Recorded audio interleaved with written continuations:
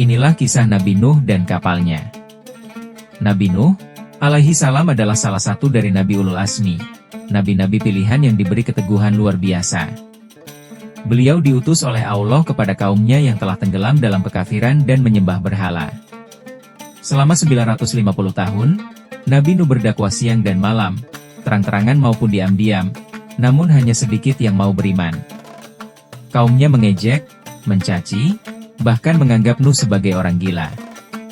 Perintah membangun kapal. Lalu datanglah wahyu Allah, buatlah sebuah kapal dengan pengawasan dan petunjuk dariku, dan jangan engkau bicara kepadaku tentang orang-orang zalim itu. Mereka pasti akan ditenggelamkan. Quran Surat Hud 37. Di tengah gurun, jauh dari laut, Nabi Nuh mulai membangun kapal raksasa dari kayu. Orang-orang kafir terus mengejek, "Wahai Nuh, apakah sekarang kau sudah jadi tukang kayu? Kapal di gurun? Kau benar-benar gila." Tapi Nabi Nuh tetap sabar. Ia yakin janji Allah akan datang. Tanda banjir datang. Allah memberi tanda, jika air telah memancar dari tanah, itu tanda azab akan dimulai. Quran Surat Al-Mu'minun 27. Maka terjadilah. Dari dalam tanah, air memancar deras. Langit mengguyurkan hujan tanpa henti. Air naik, bumi tergenang. Maka Allah memerintahkan Nabi Nuh naik ke dalam kapal bersama orang-orang beriman dan sepasang hewan dari tiap jenis. Banjir besar melanda. Air naik setinggi gunung.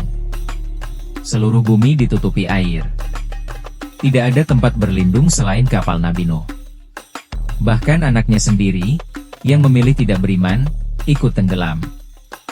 Nuh bersedih, namun Allah menegurnya, "Wahai Nuh, ia bukan termasuk keluargamu, karena ia melakukan amal yang tidak baik."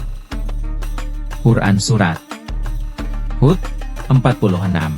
Akhir banjir dan rahmat Allah. Setelah berhari-hari, Allah perintahkan bumi menelan air dan langit berhenti menurunkan hujan. Kapal Nabi Nuh pun berlabuh di Bukit Judi. Quran Surat Hud 44. Nabi Nuh dan para pengikutnya selamat. Dari merekalah, umat manusia memulai kehidupan baru.